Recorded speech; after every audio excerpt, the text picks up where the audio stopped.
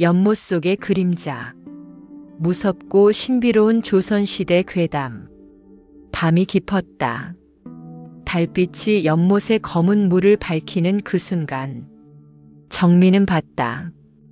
자신의 얼굴이 아닌 다른 누군가의 얼굴이 물 위에 떠 있는 것을. 그리고 그것이 천천히 움직였다.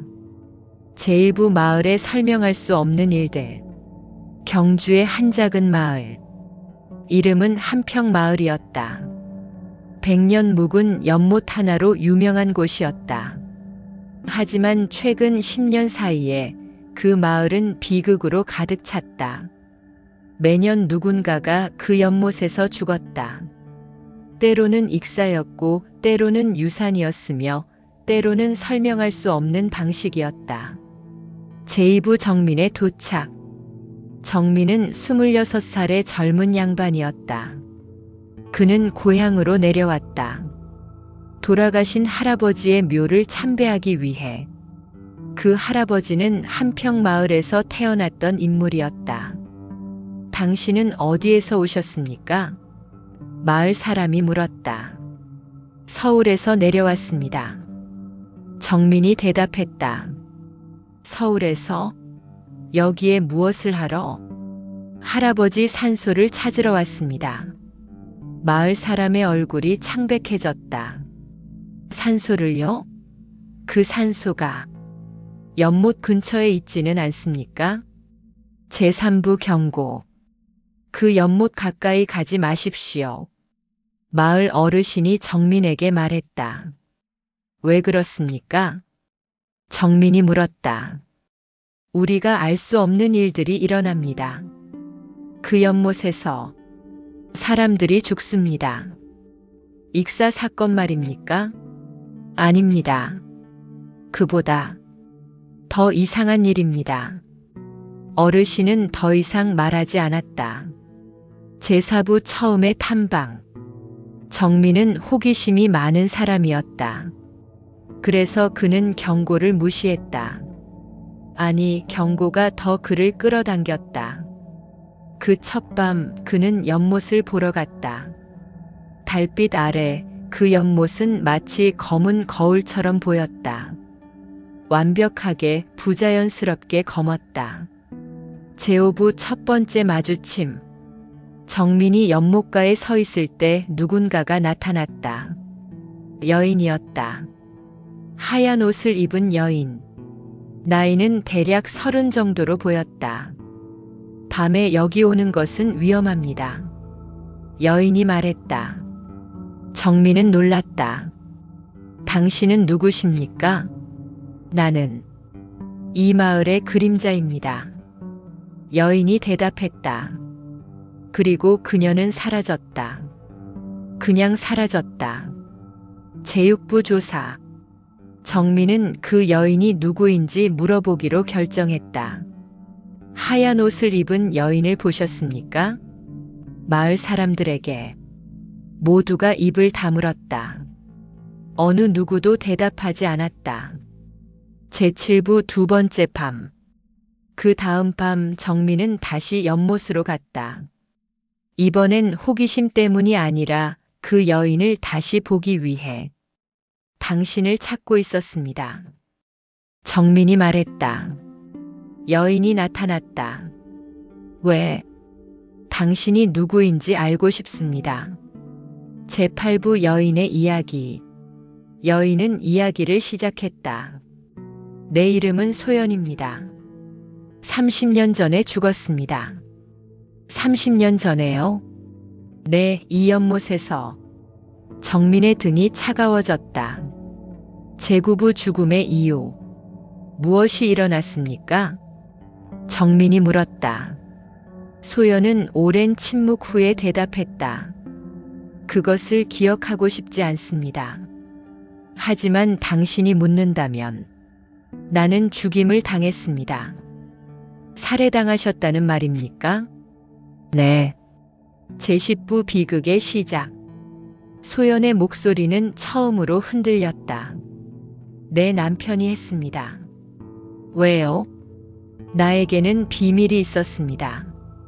그것이 발각되었을 때 그는 나를 이 연못에 빠뜨렸습니다. 그 비밀이 무엇이었습니까? 소연은 대답하지 않았다. 대신 물 위에 손가락을 가져갔다. 연못이 흔들렸다. 제11부 물의 진동. 연못이 움직였다. 마치 누군가 그 안에서 손을 흔드는 것처럼. 정민은 뒤로 물러났다. 당신이 해야 할 일이 있습니다. 소연이 말했다. 무엇입니까? 내 비밀을 찾으십시오. 그것을 밝히십시오. 그러면 나는 이 연못에서 벗어날 수 있을 것입니다. 제12부 조사의 시작. 정민은 진지해졌다. 그는 마을 사람들을 찾아다니기 시작했다. 30년 전에 이 마을에서 뭔가 일어났습니까? 기억하지 않습니다. 아무것도 말하기 싫습니다. 모두가 거부했다. 제13부 할머니의 말. 그런데 한 할머니가 정민을 불렀다. 젊은이 들어오게. 할머니의 집은 연못에서 멀지 않은 곳에 있었다. 당신이 소연을 찾고 있다고. 정민이 놀랐다. 당신이 소연을 아십니까? 알지. 그 여자는 내 친구였어. 제14부 기억의 편린. 할머니는 천천히 이야기를 시작했다. 소연은 미녀였어. 정말 아름다운 여자였어. 하지만 그 아름다움이 그녀의 저주가 되었어. 저주요? 네.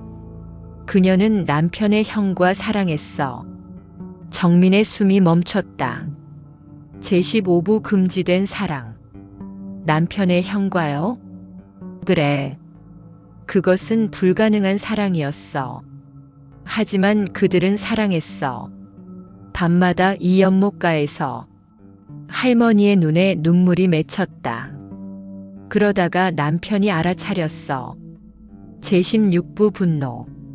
그 남편이 어떻게 했습니까?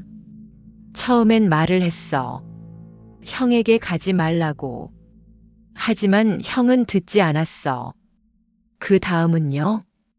그 남편은 분노했어. 그 당시 그는 술에 취해 있었어. 그리고 밤이 어두웠어. 정말 어두웠어. 제17부 그 밤의 일. 그는 소연을 연못으로 끌어갔어. 할머니의 목소리가 가늘어졌다. 그리고 물에 빠뜨렸어. 자신의 아내를.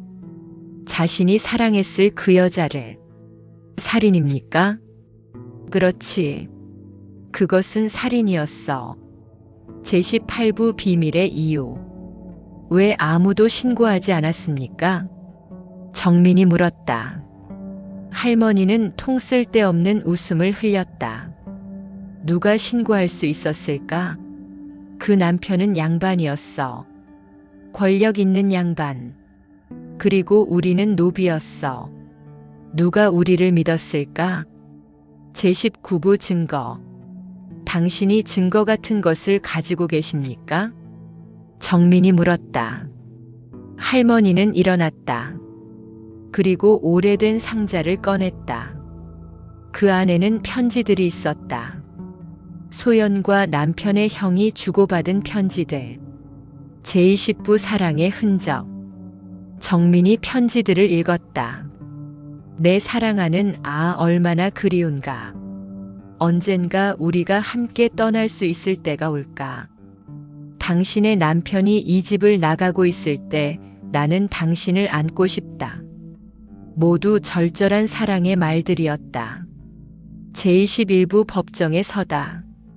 정민은 결정했다. 그는 이 증거들을 관청에 제출하기로 했다. 30년이 지났지만 살인은 살인이었다. 제22부 과거의 소환. 소환장이 나왔다. 그 남편 이제 60대의 노인 을 향해. 제23부 진실의 신문. 당신이 소연을 죽였습니까? 판사가 물었다. 그 노인은 침묵했다. 다시 묻겠습니다. 당신이 그 여자를 죽였습니까? 오랜 침묵 끝에 그 노인이 말했다. 그렇습니다. 제24부 고백. 왜 그랬습니까? 그녀가 나를 배신했으니까요. 그 남편의 목소리는 마치 여전히 그 당시의 분노를 가지고 있는 것 같았다. 그 배신이 죽음의 값어치가 있습니까? 판사가 물었다. 그 남편은 대답하지 않았다. 제25부 판결. 판사는 결정했다. 이것은 명백한 살인이었다. 비록 30년이 지났지만 법은 유효했다. 그 남편에게 사형이 선고되었다. 제26부 처형의 밤. 처형이 집행되는 밤. 정민은 다시 연못으로 갔다. 제27부 해방. 소연이 나타났다. 하지만 이번에는 달랐다. 그녀의 얼굴이 환해 보였다. 고마워요. 그녀가 말했다. 당신이 아무것도 해주지 않았어도 좋았을 텐데. 제28부 영혼의 해방. 소연의 몸이 천천히 밝아지기 시작했다. 마치 달빛이 그녀를 태우는 것 같았다. 나는 이제 갈 수 있겠군요. 그녀가 중얼거렸다. 어디로 가십니까? 정민이 물었다. 모릅니다.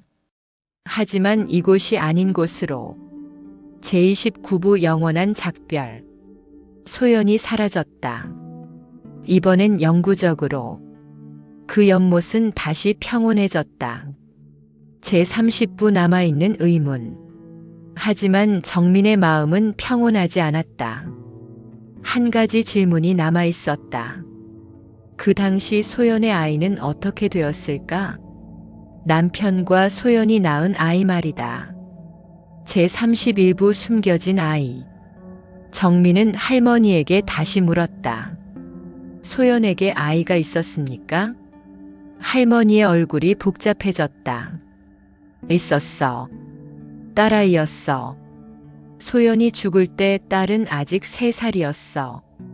제32부 아이의 운명. 그 아이는 어디에? 모릅니다. 그 남편이 아이를 어디로 보냈는지. 아마도 노비 아이로 팔아넘겼을 거야. 정민은 소름이 끼쳤다. 제33부 새로운 미스터리. 정민은 다시 조사를 시작했다. 이번엔 소연의 딸을 찾기 위해. 제34부 흔적 찾기. 30년 전의 기록들을 찾아다니던 정민은 놀라운 것을 발견했다. 당시 한 양반이 노비 여자아이를 구매했다는 기록. 그 기록의 아이의 나이는 정확히 3살. 제35부 연결고리. 정민은 그 양반을 찾아갔다. 당신이 30년 전에 노비 아이를 샀습니까?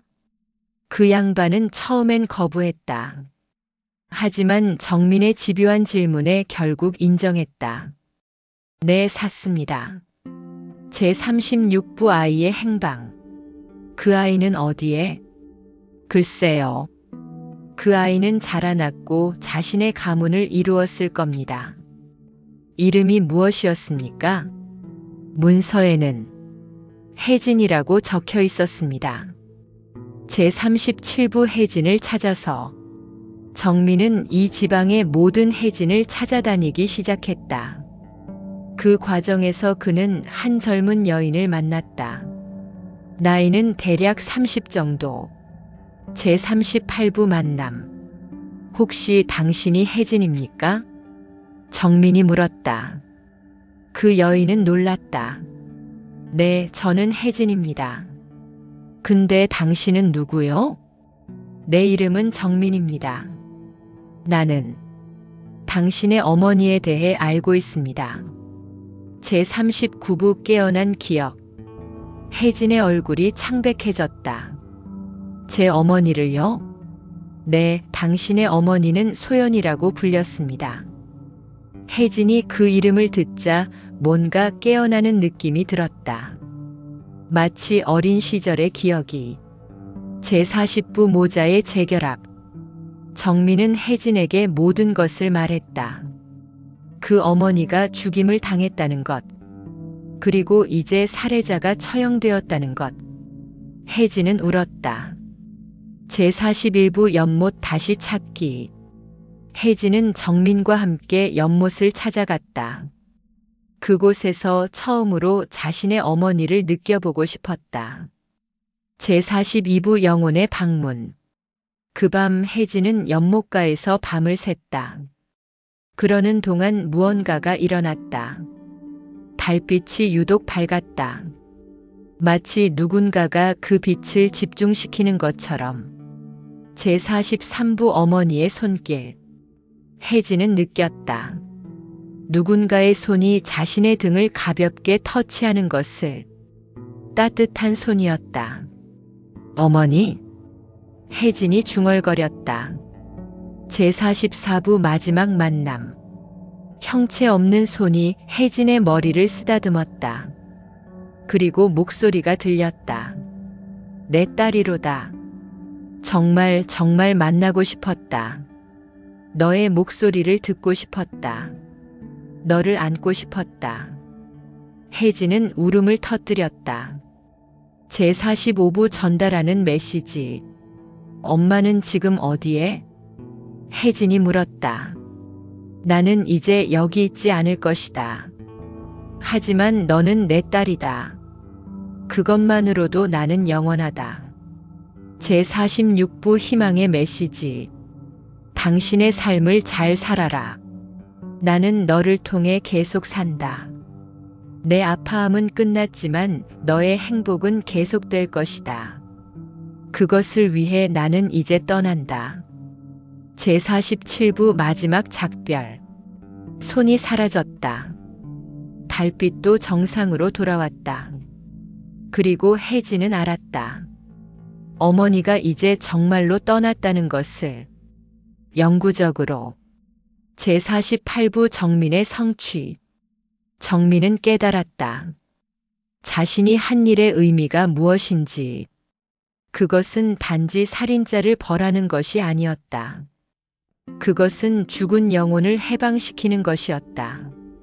제49부 연못의 변화. 이후로 연못에서는 더 이상 이상한 일들이 일어나지 않았다. 사람들은 더 이상 죽지 않았다. 연못은 다시 평온한 물로 돌아갔다. 제50부 새로운 시작. 혜진은 정민과 함께 서울로 올라갔다. 정민은 그녀를 위해 새로운 신분을 마련해 주었다. 그리고 그들은 결혼했다. 제51부 1년 후. 정민과 혜진 사이에는 아이가 태어났다. 딸이었다. 그들은 그 아이를 소연이라고 불렀다. 제52부 연못에 새겨진 기록. 정민은 연못가에 돌비를 세웠다. 그 위에는 이렇게 새겨져 있었다. 여기서 죽은 소연의 영혼을 기리며 진실이 밝혀진 이곳에서 그녀가 마침내 해방되기를. 제53부 마을의 기억.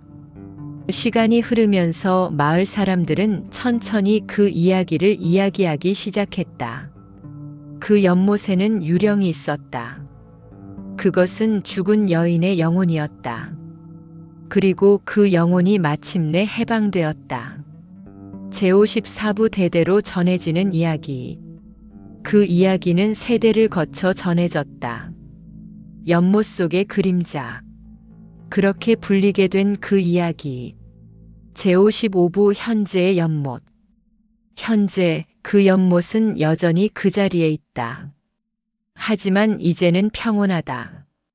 마치 무언가 큰 비극이 해결된 것처럼. 제56부 정민의 깨달음.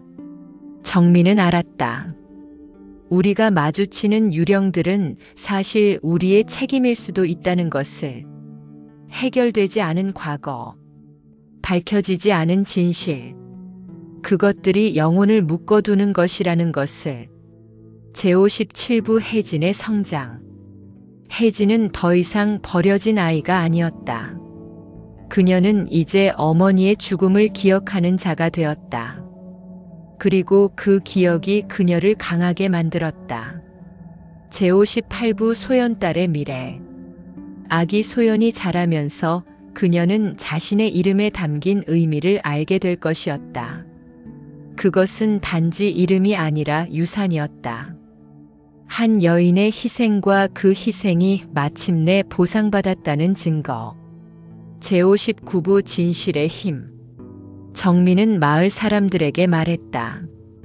진실을 두려워하지 말아라. 진실은 상처를 주기도 하지만 그것은 치유의 첫 단계다. 제60부 최종 반성. 밤이 깊을 때 정민은 연못가에 다시 갔다. 그곳에서 그는 반추했다. 소연, 당신은 이제 편안하신가요? 바람이 불었다. 마치 대답하는 것처럼. 이 이야기는 진실이 갇힌 영혼을 해방시킨다는 테마로 과거의 비극과 현재의 구원이 만나는 점에서 시작된다. 제61부 새벽의 고요함. 연못은 다시 조용해졌다. 달도 져 있었다. 혜진과 정민은 그 자리에서 밤새 앉아 있었다. 제62부 혜진의 새로운 살. 그 이후로 혜진의 삶이 변했다. 정민은 그녀를 위해 새로운 신분을 마련해 주었다. 그녀는 더 이상 노비가 아니라 서인이 되었다. 제63부 결혼. 정민과 혜진은 결혼했다. 그것은 단순한 결혼이 아니라 두 개의 비극이 만나 하나의 빛이 되는 일이었다. 제64부 아이. 1년 후 혜진은 아이를 낳았다. 딸이었다. 그들은 그 아이를 소연이라고 불렀다. 제65부 기억의 전승. 정민은 딸에게 이야기해 주기로 결정했다. 우리 할머니의 이야기. 할머니는 어떤 분이셨어요? 매우 강한 여자였단다. 그리고 매우 불행했단다. 하지만 그녀의 불행이 우리를 만들었어. 제66부 돌비의 세움. 정민은 연못가에 돌비를 세웠다. 그 위에는 이렇게 새겨져 있었다. 여기서 죽은 소연의 영혼을 기리며 진실이 밝혀진 이곳에서 그녀가 마침내 해방되기를. 제67부 마을의 변화. 한평 마을은 변했다. 더 이상 사람들이 연못에서 죽지 않았다. 마치 어떤 저주가 풀린 것처럼.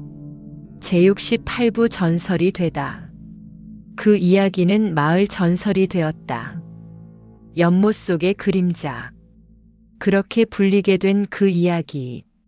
제69부 시간의 흐름. 10년이 지났다. 정민과 혜진은 여전히 한평 마을에 살고 있었다. 그들의 딸 소연은 이제 9살이 되었다. 제70부 또 다른 생명. 그들은 또 다른 아이들을 낳았다. 아들들이었다. 가족이 완성되었다. 제71부 끝나지 않는 이야기. 하지만 이야기는 여기서 끝나지 않는다. 왜냐하면 비극의 흔적은 그대로 남아있기 때문이었다. 제72부 정민의 책. 정민은 책을 쓰기 시작했다. 이 모든 일들을 기록하기 위해. 제73부 기록의 무게. 왜 그렇게 자세히 기록하십니까? 한 친구가 물었다. 왜냐하면 기억해야 하기 때문입니다. 그리고 다시는 이런 일이 일어나지 않아야 하기 때문입니다. 정민이 대답했다. 제74부 부정의의 반복. 정민은 깨달았다. 소연의 죽음은 고립된 사건이 아니었다는 것을. 이런 일들은 계속 반복되고 있었다. 다른 여인들에게, 다른 가족에게. 제75부 더 큰 의미. 그래서 정민은 단지 그 책을 기록하는 것만이 아니라 다른 누군가를 돕기 시작했다.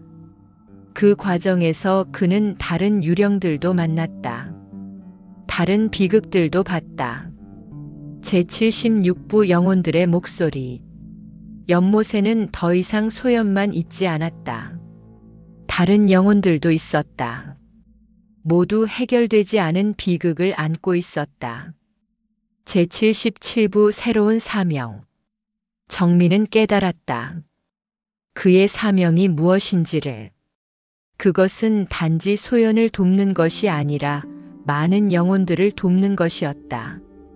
제78부 시간을 건너서 정민의 이야기는 마을에서 입에서 입으로 전해졌다. 그리고 결국 더 먼 곳으로 퍼져나갔다. 제79부 왕의 귀에 이르다. 정민의 책은 결국 왕의 손에 들어가게 되었다. 왕은 그것을 읽고 깊은 감동을 받았다. 제80부 공식적인 인정. 왕은 정민을 불러들였다. 당신의 기록은 매우 중요하다. 그것은 우리 사회의 부정의를 드러낸다. 왕이 말했다. 폐하, 그것이 제 의도입니다. 정민이 대답했다. 제81부 영혼의 기록. 왕은 특별한 명령을 내렸다. 정민이 기록한 모든 비극의 사건들이 공식 기록에 포함되어야 한다고. 제82부 혜진의 역할. 혜진도 함께했다. 그녀는 자신의 경험을 바탕으로 노비 여인들을 돕는 사업을 시작했다. 제83부 세대를 건너서 정민과 혜진의 딸 소연은 자라면서 자신의 이름이 왜 그렇게 불리는지 알게 되었다. 그리고 그녀도 역시 그 비극을 기억하는 자가 되었다. 제84부 영웅이 되지 않는 영웅. 정민은 절대 영웅이라고 여겨지지 않았다. 하지만 그는 그것을 신경 쓰지 않았다. 왜냐하면 그가 한 일의 의미는 명성에 있지 않았기 때문이었다. 제85부 소연의 존재. 연못은 더 이상 저주의 장소가 아니었다. 그것은 기억의 장소가 되었다. 그리고 소연의 존재는 정의가 가능하다는 증거가 되었다. 제86부 시간이 지난 후 수십 년이 지났다. 정민과 혜진은 늙어갔다. 하지만 그들이 남긴 것은 영구적이었다. 제87부 마지막 방문. 죽음을 앞두고 정민은 마지막으로 연못을 방문했다. 달빛이 여전히 밝았다. 제88부 영혼과의 작별. 혜진도 함께였다. 그들은 조용히 연못을 바라봤다. 그리고 무언가 부드러운 것이 그들의 옆을 스쳐 지나갔다. 그것이 소연이었는지 아니면 다른 누군가였는지는 알 수 없었다. 하지만 그것은 감사의 표현이었다. 제89부 다음 세대로 정민과 혜진이 죽은 후 그들의 자식들이 그 뜻을 이어받았다. 그리고 그 다음 세대도 계속해서 제90부 연못의 변화. 연못은 여전히 검었다. 하지만 그 검음은 더 이상 공포의 색이 아니었다. 그것은 깊이의 색이 되었다. 제91부 기록의 영속성. 정민이 쓴 책은 여전히 읽혀지고 있었다.